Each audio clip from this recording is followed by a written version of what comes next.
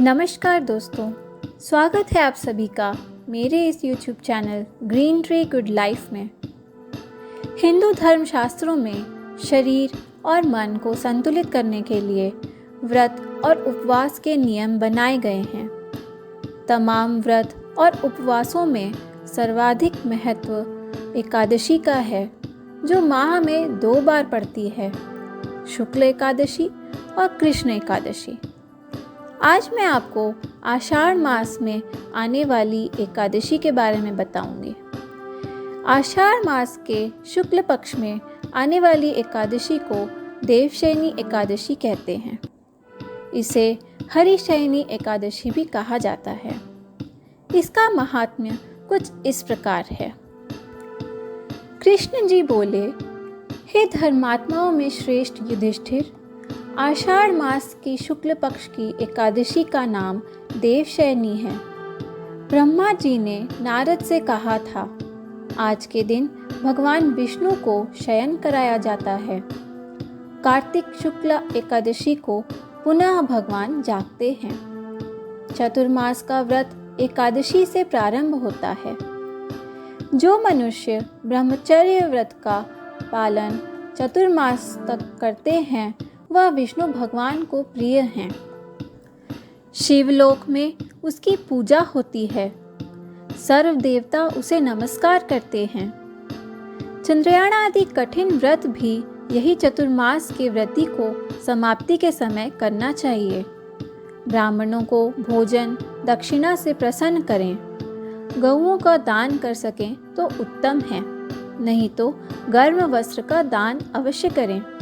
और तेल के साथ मिलाकर जो स्वर्ण दान करते हैं, वह भोग मोक्ष दोनों प्राप्त करते हैं। गरीबों के लिए गोपी चंदन के दान से भगवान प्रसन्न होते हैं।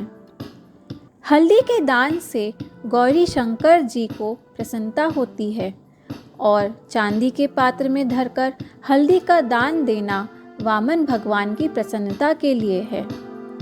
ब्राह्मणों को दही भात का भोजन लगाना चाहिए।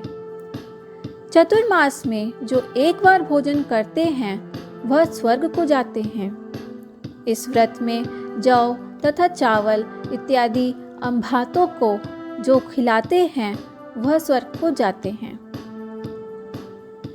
अब एकादशी के महात्म्य की एक पौराणिक कथा कहती हूँ। सूर्यवंश में मानधाता राजा प्रसिद्ध सत्यवादी अयोध्यापुरी में राज करता था। एक समय उसके राज्य में अकाल पड़ गया। प्रजा दुखी होकर भूख से मरने लगी।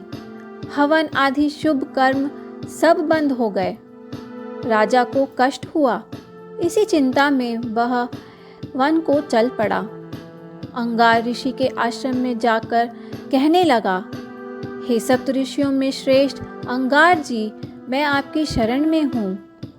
राजा के पापों से प्रजा को दुख मिलता है और मैंने अपने जीवन में किसी प्रकार का कोई पाप नहीं किया। आप दिव्य दृष्टि से देखकर कहिए, अकाल पड़ने का क्या कारण है? अंगार मुनि बोले, सतयुग में ब्राह्मणों का वेद पढ़ना और तपस्या करना धर्म है, परंतु आपके राज्य में आजकल एक शूद्र तपस्या कर रहा है। शूद्र को मारने से दोष दूर हो जाएगा और प्रजा सुख पाएगी।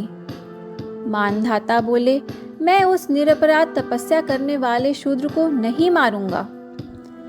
आप इस कष्ट से छूटने का कोई और सुगम उपाय बतलाइए। ऋषिराज बोले, सुगम उपाय कहता हूँ। भोग तथा मोक्ष देने वाली देवशयनी एकादशी है। इसका विधि पूर्वक व्रत करो। उसके प्रभाव से चतुर्मास तक वर्षा होती रहेगी। इस एकादशी का व्रत सिद्धियों को देने वाला तथा उपद्रवों को शांत करने वाला है। मुनि की शिक्षा से मानधाता ने प्रजा सहित एकादशी का व्रत किया और कष्ट से छूट गए। इसका महात्म्य पढ़ने से या सुनने से अकाल मृत्यु का भय दूर हो जाता है।